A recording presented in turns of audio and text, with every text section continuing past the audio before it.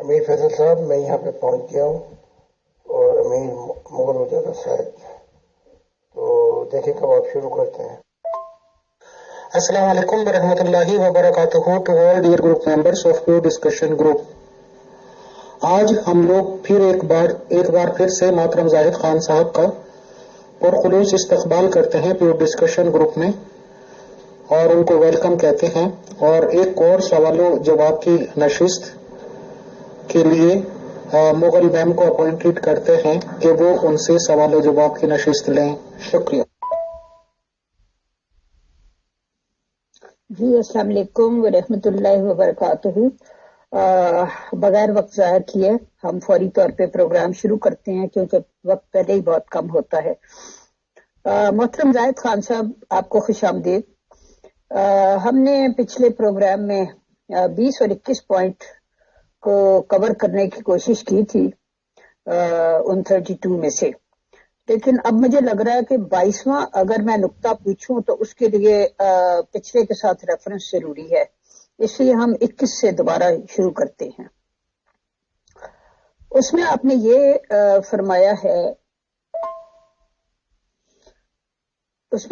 فرمایا ہے کہ جبرائیل کے پاس اس کے سوا کوئی چارہ نہ تھا کہ وہ میرے ساتھ کام کریں۔ جب بھی فرشتوں اور جبرائیل کو کسی نبی کے ساتھ کام کرنا پڑتا ہے تو ایک نیا مذہب وجود میں آتا ہے۔ یہ آپ نے محمد رسول اللہ صلی اللہ علیہ وآلہ وسلم کے اعتراف کے طور پہ یہ بات بتائی ہے کہ انہوں نے یہ آپ کو بتایا کہ ان کے پاس کوئی چارہ نہ تھا کہ وہ آپ کے ساتھ کام کرے۔ اچھا، اب بات یہ ہے کہ یہ باتیں ہمارے لیے بہت نئی ہیں۔ ہمارا سیدھا سادہ کانسیپٹ یہ تھا کہ خدا کسی کو چنتا ہے اور جبرائیل کے ذریعے اسے اپنے پیغام بھجواتا رہتا ہے، اور اس طرح سے یہ وحی الہام کا سلسلہ چلتا ہے۔ لیکن یہ ہمیں اب آپ کے بتانے سے کچھ نئی باتیں معلوم ہوئیں کہ جب فرشتے اور جبرائیل کسی نبی کے ساتھ کام کرتے ہیں تو ایک نیا مذہب وجود میں آتا ہے، یعنی تب خدا تعالیٰ کا عمل دخل کم ہو جاتا ہے اور فرشتوں کا زیادہ ہو جاتا ہے۔ اس کو پلیز ایکسپلین کیجئے، تھینک یو۔ یہ صرف محمد عربی کا صرف معاملہ نہیں ہے، یہ معاملات عیسیٰ کے ساتھ بھی ہو چکے ہیں۔ اگر آپ تورات کا مطالعہ کریں تو یہ معاملات موسیٰ کے ساتھ بھی ہو چکے ہیں۔ وہاں تو بلکہ یہاں تک ہوا کہ جبرائیل نے پھر بعد میں موسیٰ کو وہ جو زمین تھی، جو وادی کی زمین تھی، وہاں بھی نہیں جانے دیا، کہا کہ پہاڑ پہ چڑھ جا اور دیکھ لے وہ اس سرزمین کو۔ اور یاشوا اور کالب جائیں گے پرانی نسل میں سے، باقی سب مر گئے، بیچ میں سب کو مار دیا جبرائیل نے، اور نئی نسل گئی اور کہا یہ جو تیری لاٹھی ہے، صوفہ ہے، یہ تیری جو پگڑی ہے، یہ دے اسے یاشوا کو۔ تو یہ معاملات بڑے کمپلیکیٹڈ ہیں، پیچیدہ ہیں، مشاہدے سے تعلق رکھتے ہیں، اس کے بعد زبان گونگ ہو جاتی ہے۔ انسانیت، بلکہ ان کو انسان کہنا بھی مناسب نہیں ہوگا۔ یہ جو آدمیت ہے اس کو تلاش کرتے ہیں فرشتے، پھر ان میں سے جو انسان ملتا ہے اس کے ذریعے چاہتے ہیں کہ انسانوں کی نیا کشتی کنارے پہ لگا دیں۔ تو جو ہی کسی کو چنتے ہیں وہ مشن ریلیٹیو ہو جاتا ہے۔ مثال کے طور پہ آدم کے بعد حنوک جو تھا وہ چلتا رہا، لیکن اس قابل نہیں تھا کہ وہ مشن کو آگے لائے، لہذا صوفیوں کی طرح وہ مشن چھوڑ کے چلا گیا۔ اس کے بعد 1600 سال کے بعد نوح کا چنا گیا۔ تو مجبوری جو ہے وہ فرشتوں کی ہے کہ ان کو کوئی انسان نہیں ملتا، اور ملتا ہے تو پھر بڑا ریلیٹو ملتا ہے جس کے ذریعے جتنا کام کرنا چاہیں کہ انسان کو تھوڑا سا آگے لے آئیں وہ کرتے ہیں، اور ان کو کروانے والا جو ہے وہ خدا کی ذات ہے کہ جاؤ اور ڈھونڈو اور ان کو مذہب کی طرف، یا کم سے کم ان کو ایسی سیڑھی پہ لے آؤ تاکہ ریل گاڑی جو ہے وہ پٹری پہ چڑھ جائے۔ تو یہ معاملات ہیں پردے کے پیچھے۔ جی محترم، بہت شکریہ۔ یہاں ایک سوال پیدا ہوتا ہے کہ دیکھنے میں تو سب انسان ہی نظر آتے ہیں، دنیا بھری پڑی ہے، آبادی جو ہے وہ جتنے وسائل ہیں اس کو کراس کر گئی ہوئی ہے، وہ وسائل پورے نہیں پڑ رہے، تو دیکھنے میں تو سب انسان ہی نظر آتے ہیں۔ اور آپ کی یہ بات ٹھیک ہے کہ جب پرکھا جائے یا کسی سے واسطہ پڑے یا معاملہ پڑے یا اختلاف رائے ہو تو فوراً اگلے انسان کے اندر سے کوئی بھوت نکل آتا ہے یا کوئی جنگلی درندہ نکل آتا ہے یا کوئی مکار لومڑی سی نکل آتی ہے وغیرہ وغیرہ، اس طرح کے مختلف طرح کی جو ان کے اندر کی جو خصلتیں ہوتی ہیں وہ باہر آ جاتا ہے، جس سے پتہ چلتا ہے کہ دیکھنے میں انسان تھے، اندر سے نہیں تھے۔ لیکن میں پوچھنا یہ چاہتی ہوں کہ فرشتوں کو کیا اندازہ ہوتا ہے کہ آدمیت میں سے کتنے پرسنٹیج ہوتی ہے جو واقعی انسان ہوتے ہیں، جو بظاہر بھی انسان دکھائی دیتے ہیں اور اندر سے بھی انسان ہوتے ہیں، ان کی پرسنٹیج اندازن کتنی ہے؟ تو رات کا واقعہ ہے کہ جیسے جب جبرائیل نے پوچھا اے ابلیس تو کہاں سے آتا ہے، اس نے کہا دنیا پہ سیر کر کے آتا ہوں، اور مراد یہ تھی کہ یہ دنیا میری ہے۔ تو وہ ایسے دیکھ لیتے ہیں جیسے میں اپنا بتا دیتا ہوں، جب میں پرواز کر کے آ رہا ہوتا ہوں زمین پر تو زمین پہ اندھیرے دیکھتا ہوں، اور پھر جب قریب آتا ہوں تو جہاں جہاں سے گزرتا ہوں کوئی اکا دکا چہرے صاف نظر آتے ہوں گے۔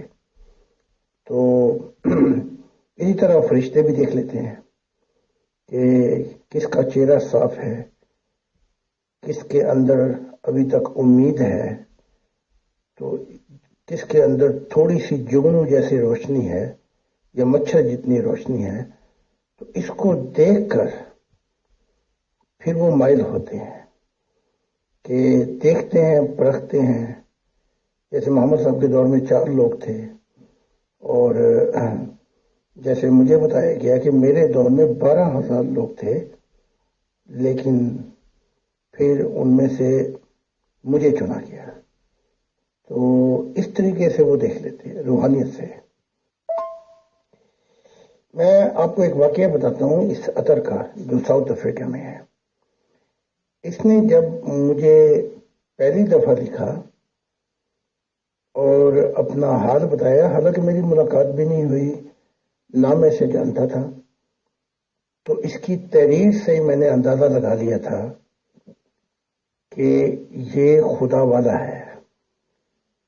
تو اس کے بعد دکھا بھی دیا گیا، اور مجھے دکھانے سے پہلے عطر کو دکھا دیا گیا سارا حال کہ میں آسمانوں پہ فرشتوں کے ساتھ آ رہا ہوں اور روشنی نکل رہی ہے مجھ سے۔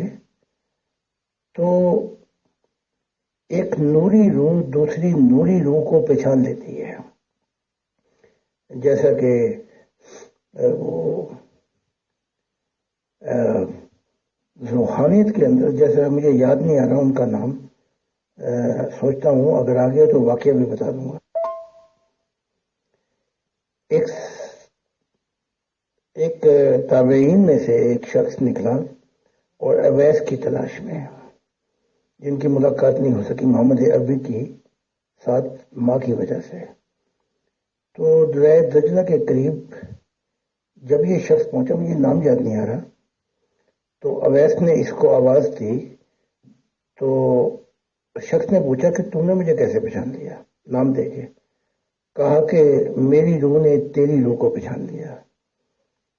تو روحانیت میں اتنی کشش بھی ہے، چمک بھی ہے، اور روحانیت جب کھل جاتی ہے تو بڑی تیزی کے ساتھ دوسرے انسان کو پہچان لیتی ہے جس کے اندر خدا کا نور ہو. جی محترم، اس میں تو میں آپ سے 100% ایگری کرتی ہوں کہ جیسی روح ہوتی ہے وہ اس طرح کی دوسری روح کو کسی حد تک پہچان لیتی ہے. بری بدکار روحیں بھی ایک دوسرے کو فوراً شناخت کر لیتی ہیں اور اچھی اور پاک روحیں بھی ایک دوسرے کو فوراً شناخت کر لیتی ہیں. میں آپ سے یہاں یہ پوچھنا چاہ رہی ہوں، میں اپنی علم کے لیے، کہ فرشتے جب کسی میں کوئی روشنی دیکھتے ہیں، چاہے وہ جگنو کے برابر ہو چاہے بچر کے برابر ہو، تو پھر وہ ایک تو یہ ہوتا ہے نا، جن میں ظاہر ہے روشنی کچھ زیادہ ہوتی ہوگی، انہیں تو نبوت کے منصب پر یا کسی اس طرح اصلاح و ارشاد کے منصب پر فائز کرتے ہوں گے. لیکن عام لوگ جن میں تھوڑی سی روشنی ہو، وہ ان سے کیا کیا کام لیتے ہیں، یہ پلیز بتائیے. شکریہ. صوفیت کا دائرہ تھوڑا سا وسیع کرنے کی کوشش کرتے ہیں کہ مذہب سے تھوڑا سا آگے روحانیت کا پتہ چلے. ابدان کو چن لیتے ہیں، کتب کو چن لیتے ہیں، اور ان میں اغیار ہوتے ہیں جو چنتے ہیں، غوث ہوتے ہیں، مجدد ہوتے ہیں. تو جبرائیل ہی کام نہیں کرتے، ان کے نیچے ان گنت فرشتے ہیں، وہ بھی ڈھونڈتے ہیں. یعنی کہ کوشش یہ ہوتی ہے کہ پتھر پڑے پانی میں اور مذہبی دائرے وسیع ہوں اور روحانی دائرے وسیع ہوں. مذہب کا جو کام ہے، میں یہ بتا دیتا ہوں، فلسفی کا جو کام ہے وہ یہ ہے کہ مذہب تک لے کے آئے. مذہب کا کام جو یہ ہے کہ روحانیت تک آپ کی رہنمائی کر دے. تو مذہب ایک درخت ہے، اس کا پھل جو ہے وہ روحانیت ہے. اگر درخت کا پھل ہی نہیں ہے تو وہ جان بھوج ہے، پھر وہ کچھ بھی نہیں ہے. کیونکہ درخت پیچھے رہ جائے گا اور پھل جو ہے اس روحانیت کا، جو روح ہے، اگر اس میں اثر نہیں آ جاتا اس روحانیت کا، اور خدا تعالیٰ کی عادات نہیں آ جاتی، وہ نیچر نہیں آ جاتی، وہ فطرت نہیں آ جاتی، تو پھر وہ پھل ضائع ہو جاتا ہے، بلکہ لگتا ہی نہیں وہ پھل. ایسی ارواح کثرت کے ساتھ 99.99% جو ہے وہ نیچے کی طرف گرتی ہیں. تو یہ بہت مشاہدے سے تعلق رکھتی ہے یہ بات.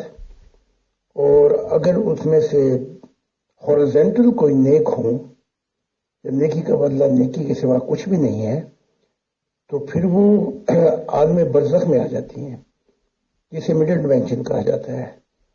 وہاں پہ یہاں دنیا کا بھی رنگ ہے اور تھوڑا تھوڑا آخرت کا بھی رنگ ہے، دیکھا جا سکتا ہے، یعنی کہ نظارے. تو یہ معاملات ہے، اور ان معاملات کو سلجھاتے یہ 2021 آ گئے ہیں. 21. جی محترم، بہت شکریہ. جیسا کہ میں نے اوپر لکھا ہے کہ جو ہی مفادات کا ٹکراؤ ہو یا اختلاف رائے ہو تو سامنے والے کی اصلیت ظاہر ہو جاتی ہے، اچھی یا بری جیسی بھی ہو. لیکن بعض لوگوں کے ساتھ تو آپ کا کوئی واقفیت تک نہیں ہوتی، نہ کسی مفاد کا ٹکراؤ ہوتا ہے، نہ اختلاف رائے ہوتا ہے، نہ آپ نے ان کے ساتھ کبھی بات کی ہوتی ہے، نہ آپ ان کو جانتے ہوتے ہیں، لیکن وہ آپ کے بارے میں بری بری باتیں کرتے ہیں اور اپنی گندی زبان کا استعمال کرتے ہیں. تو یہ لوگ جو ہیں، اس کی کیا وجہ ہوتی ہے کہ یہ بھیڑ یا بچھو کی طرح بعض لوگ ہوتے ہیں جو بغیر کسی وجہ کے ہر کسی کو کاٹتے پھرتے ہیں؟ کیا ان کی فطرت ہی ایسی ہوتی ہے یا انہوں نے خود ایسی اپنے اوپر یہ رنگ چڑھا لیا ہوتا ہے؟ کیا یہ اپنی فطرت بدل سکتے ہوتے ہیں جو بچھو یا بھیڑ کی طرح ہر راہ چلتے کو کاٹتے پھرتے؟ انوائرمنٹ اور ماحول کا اثر جو ہے اس کو آپ 50% کہہ لیں کہ جو چیز بھی گند میں آپ ڈالیں گے، چاہے اچھا کھانا ہو، وہ بھی خراب ہو جائے گا. یہ انوائرمنٹ کا اثر ہے.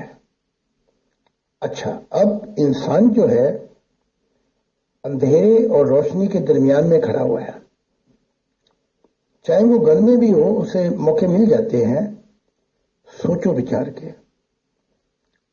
اور کچھ لوگ ایسے ہوتے ہیں جیسے کہ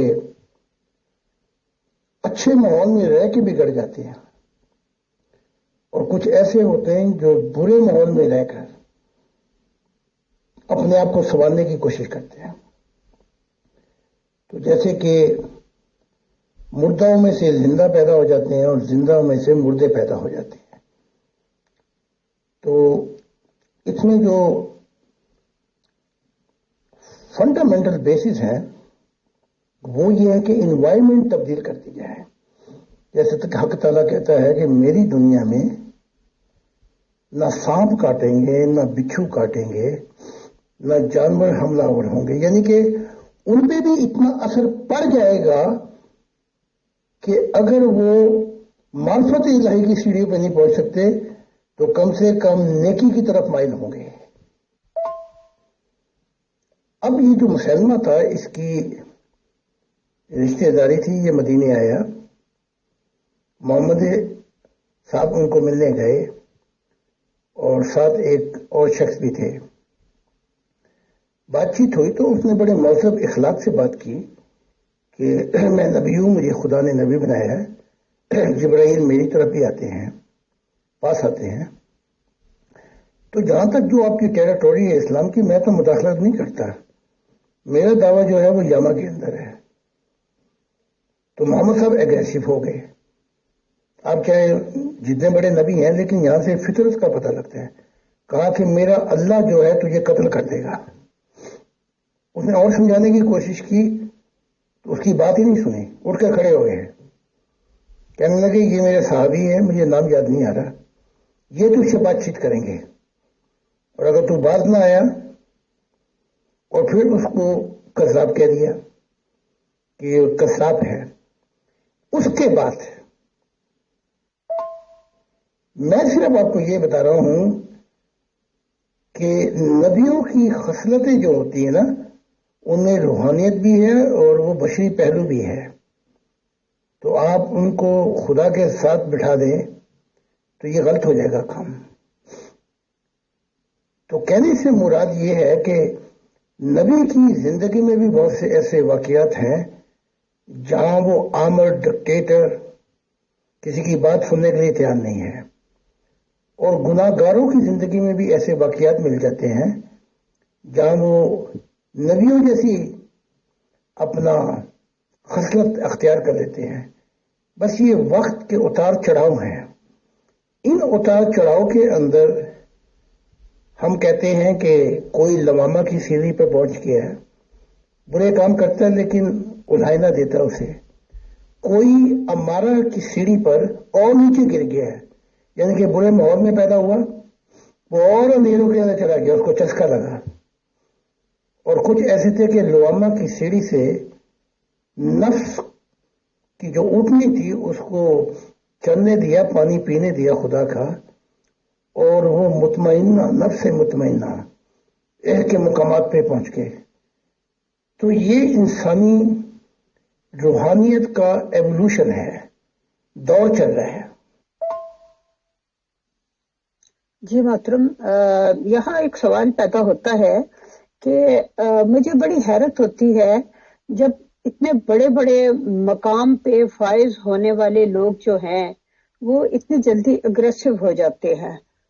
سوال یہ پیدا ہوتا ہے کہ اگر کسی دوسرے نے نبوت کا دعویٰ کر لیا ہے تو ٹھیک ہے، انسان اگر کسی اعلیٰ مقام پہ ہو تو وہ یہ سوچتا ہے کہ میں خدا تعالیٰ سے اس کے بارے میں پوچھتا ہوں اور دعا کرتا ہوں کہ آیا اس نے اس کو اس منصب پہ فائز کیا ہے یا نہیں کیا. اب ہمارے سامنے بھی اگر کوئی اس طرح کا دعویٰ کرنے والے لوگ آ جاتے ہیں تو ہمارا کوئی کام نہیں ہے، ہمیں غصہ آنے کی کیا بات ہے. غصہ اس پہ آئے تو خدا کو آئے جس کا نام لے کے وہ دعویٰ کر رہے ہوتے ہیں. اگر ان کا دعویٰ غلط ہے اور وہ انسانیت کو بے وقوف بنانا چاہ رہے ہیں یا ان کا کوئی مفاد ہے تو غصہ آئے تو خدا کو آئے کہ میرے بندوں کو گمراہ کر رہا ہے. بندوں کو کس وجہ سے غصہ آتا ہے، یہ بات میری آج تک سمجھ میں نہیں آئی کیونکہ مجھے بالکل غصہ نہیں آتا، چاہے 1000 مدعی نبوت بھی آ کے کھڑے ہو جائیں، بندہ یہ سوچتا ہے ٹھیک ہے جس خدا پہ جھوٹ باندھ رہے ہیں وہ جانے اور یہ جانے، ٹھیک ہے ہم ان سے بات چیت کر لیتے ہیں، ہم ان کے دعوے کو پرکھتے ہیں، ہم ان سے نیگوشیٹ کرتے ہیں، ہم ان سے گفتگو کرتے ہیں، جاننے کی کوشش کرتے ہیں، اس میں غصے والی کون سی بات ہوتی ہے؟ اس کو بھی پلیز ایکسپلین کریں، کیوں نہیں لوگ یہ کہتے کہ ہم خدا سے پوچھ لیتے ہیں تمہارے بارے میں، دعا کرتے ہیں؟ 1500 سال پہلے تو خیر محمد عربی آئے، ابھی تک میرے آنے سے پہلے یہ سوچ تبدیل نہیں ہوئی۔ آپ دیکھ لیں غلام احمد قادیان نے دھمکیاں دی، جس میں بھی نبوت کا دعویٰ کیا، اس کو چیلنج کیا، اس کو عذاب کی پیشن گوئی دی کہ میری زندگی میں یہ، اور غلام احمد قادیان نے جو آئے ان سے کھاڑے میں اتار دیا ان کو کہ یہ ہو جائے گا، اور مجھے خدا نے یہ بتایا ہے، یہ بتایا ہے، اور پھر وہ چیزیں پوری بھی نہیں ہوئی۔ اب تم دیکھنا نا، یہ اپنے آپ کو ذکی غلام کہتا ہے غفار، اس کی سوچ، ان لوگوں کی سوچ کے اندر یہ نفرت ہے کہ خدا نے کیسے کسی کو چن لیا ہمارے ہوتے ہوئے، یعنی کہ کدورت ہے اندر کی۔ تو کہا کہ میرے متعلق اسی نے کہا تھا نا غفار نے کہ یہ قتل کے لائق ہے یا ان چیزوں کے لائق ہے، بس پھل اپنی زبان کے پیچھے سے پچھانا جاتا ہے۔ تو اب یہ کیونکہ براہ راست یہ خدا کی عنایات ہیں کہ اس نے مجھ سے ملن کیا اور میں ملتا ہوں، تو یہاں پہ آ کے خدا کی تربیت کا اثر دیکھ لے مجھ پر کہ اس چیز کو بدل دیا، اور آپ پر یہ اثر نہیں ہے تو پھر آپ معرفت الہی کی تلاش کرنے والے ہیں۔ یہ اتنا اثر تو صوفیوں پہ بھی آ گیا تھا کہ وہ بہت دور کا سفر کر کے دوسرے صوفی کو بڑی محبت اور پیار سے ملتے تھے۔ جی محترم، بہت شکریہ۔ میرا اصل میں سوال یہ بھی تھا اس میں کہ یہ جو لوگ خود نبی ہونے کے دعوے دار ہوتے ہیں، جب ان کے وقت میں کوئی دوسرا یہی کلیم کرتا ہے تو یہ خدا تعالیٰ سے کیوں نہیں پوچھتے، اس کے دشمن کیوں بن جاتے ہیں؟ اور یہ بھی میں نے اوپر آپ سے پوچھا ہے، میں پڑھ بھی دیتی ہوں کہ یہ بتائیے کہ مسلمہ، اسود انصا، مہدی سوڈانی اور ڈاکٹر ڈوئی وغیرہ، یہ لوگ اگلے جہان میں کہاں ہیں؟ کیا آپ نے ان میں سے کسی کو دیکھا ہے؟ یہ خدا سے نہیں پوچھتے اور دشمن ہو جاتے ہیں، تو ان نبیوں کو بھی ہم یہ کہہ سکتے ہیں dark side of this prophet, اندھیروں کے سائے بھی ان کے ساتھ ساتھ ہوتے ہیں۔ ورنہ جب خدا خود ہی کہہ رہا ہے کہ اس بات کی ذمہ داری میں خود لے رہا ہوں کہ اگر انہوں نے جھوٹ باندھا تو تم پہ تو نہیں باندھا، مجھ پہ باندھا ہے، میں خالق کے کائنات ہوں، تو ان باتوں کو یہ کیوں بھول جاتے ہیں؟ اس میں ایک ضد ہے، ایک ناپسندید کی نفرت اور کدورت ہے کہ میرے ہوتے ہوئے یہ کیسے معاملات ہو گئے کہ خدا نے کسی اور کو چن لیا۔ اور پھر ایسے نبیوں کا حساب کتاب بھی آگے جا کے بڑا سخت ہوتا ہے، اور پھر نیچے کی طرف بھی روانہ کیے جاتے ہیں۔ باقی آپ نے پوچھا ہے کہ ان نبی جو نبی ہیں جو محمد کے دور میں آئے، تو وہ ان کو میں عالم برزخ میں ملا ہوں، تو اس میں کچھ معاملات جو تھے وہ روحانیت کے ہوئے تھے، اس میں کوئی شک نہیں ہے۔ اب ان میں سے وہ کنفیوز ہو گئے تھوڑا بہت تھا، تو اس میں ان کو معاف کر کے عالم برزخ کی اچھی دنیا میں لایا گیا ہے۔ باقی مسلمہ جو ہے، کیونکہ ان کے اپنے بھی 1200 یاما میں صحابی شہید ہوئے، ان کو بھی بڑا، پہلی جنگ تو یہ ہار گئے تھے، تو مسلمہ جو ہے اس کے ساتھ واقعتاً جبرائیل نے کام کیا، بلکہ محمد عربی کو دکھایا بھی گیا، دیکھا کہ میرے ہاتھ میں سونے کے کنگن ہیں، اور کہا بھی جاتا ہے کہ محمد صاحب نے کہا جنتوں میں کنگن پہنائے جائیں گے، تو ان کو ناپسند ہوا، تو یہ ان کا کریکٹر تھا، بڑی ناپسند تھی، اور اس نتیجے میں پہنچ کر پھر جبرائیل نے کہا، دیکھا کہ یہ تو بات نہیں چل سکتی، محمد جو عربی ہے وہ تو برداشت نہیں کرے گا کسی نبی کو، کہا تو پھر پھونک مارو، اڑاؤ پھر ان کو اگر نہیں پسند ہے۔ لیکن پھر یہ معاملہ بہت شدت اختیار کر گیا اپنا ابو بکر کے دور میں، اور پھر ابو بکر نے لشکر بھیجی، پہلے تو ہار گیا تھا، اس کی نمائندگی میں یہ ابو بکر کا بیٹا ابو بکر کا بیٹا ابو جہل ابن حشام کا بیٹا جسے ابو جہل کہتے ہیں، عبد الرحمان کر رہا تھا۔ پھر اس کے بعد خالد کو بھیجا، تو اتنی زبردست ہوئی، ان کے اپنے بھی بندے مرے سارے، لیکن اس کا قصوروار کون ہے؟ اس کا جو اصل قصور ہے وہ فرشتوں کی عدالت میں محمد پہ پڑا، اور محمد صاحب کو بہت کچھ ہوا جس کی میں نے تفصیلات بتا بھی دی ہیں کئی دفعہ۔ محترم، کیا آپ نے ڈاکٹر الیگزینڈر ڈوئچ جو تھا امریکہ کا، جس کو مرزا غلام احمد قادیانی صاحب نے چیلنج کیا تھا، پھر وہ آخری عمر تو نہیں، ابھی اتنا زیادہ بوڑھا نہیں تھا، مرزا صاحب سے تو 20-30 سال چھوٹا تھا، لیکن اس کو فالج وغیرہ ہو گیا اور اس کا بہت سے اس پہ الزامات لگے غبن کے، اور پھر اس طرح کر کے بہت ہی پیتھیٹک قسم کی اس کی ڈیتھ ہوئی۔ تو وہ بھی اپنے آپ کو کہتا تھا کہ میں مسیح کا راستہ تیار کرنے کے لیے آیا ہوں، پتہ نہیں میں ایلیا ہوں، وغیرہ وغیرہ، اس طرح کے اس کے کلیمز تھے۔ تو اس کے بارے میں کیا آپ کہتے ہیں؟ آپ نے کبھی اس کو دیکھا ہے اگلے جہان میں؟ ہاں میں جانتا ہوں ڈاکٹر ڈوئی جو اس کو چیلنج کیا تھا غلام احمد قادیان نے، اور اس پہ پھر بہت کچھ ہوا اس کے ساتھ۔ یہ ہم سفر، میرے ہم سفر، اس سفر کے اندر بعض اوقات کانٹے بدل جاتے ہیں، یعنی کہ چلتا چلتا آدمی بھٹک جاتا ہے۔ تو جو کچھ اس نے کیا اس کو تولا گیا اور پھر اسے عالم برزخ میں بھیج دیا گیا۔ تو اس کے علاوہ جو ہے یہ محمدی بیوی محمدی بیگم، اس کو بددعائیں دی گئی تھیں کہ یہ ہو جائے گا، اور پھر دوسروں کو کہا گیا تھا کہ میری زندگی میں اگر میں مر جاؤں تو میں جھوٹا، تو مر جائے تو تو جھوٹا۔ تو غلام احمد قادیان مر گئے، وہ شخص بعد میں 40 سال زندہ بھی رہا۔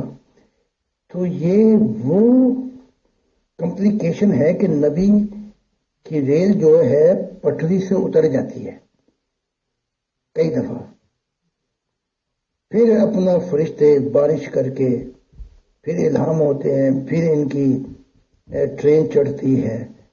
تو ان معاملات کے اندر اصل پیغام جو ہوتا ہے وہ جو ہے نا اصل پیغام، وہ اگنورنس ہو جاتی ہے، پھر انسانیت کا نقصان ہو جاتا ہے۔ یہ سارے معاملات ہوتے ہیں۔ جی محترم، بہت بہت شکریہ۔ لاسٹ کوشچن تو یہی میں پوچھنا چاہوں گی کہ پچھلی دفعہ جو آپ نے کل یا پرسوں کے پروگرام میں جو آپ نے فیصل بھائی کے بارے میں اپنی انسپریشن کا ذکر کیا تھا، وہ کافی موضوع گفتگو بنی ہے لوگوں کے درمیان، اور اب تک اس کے بارے میں مختلف حلقوں میں 6 مگوئیاں جاری ہیں۔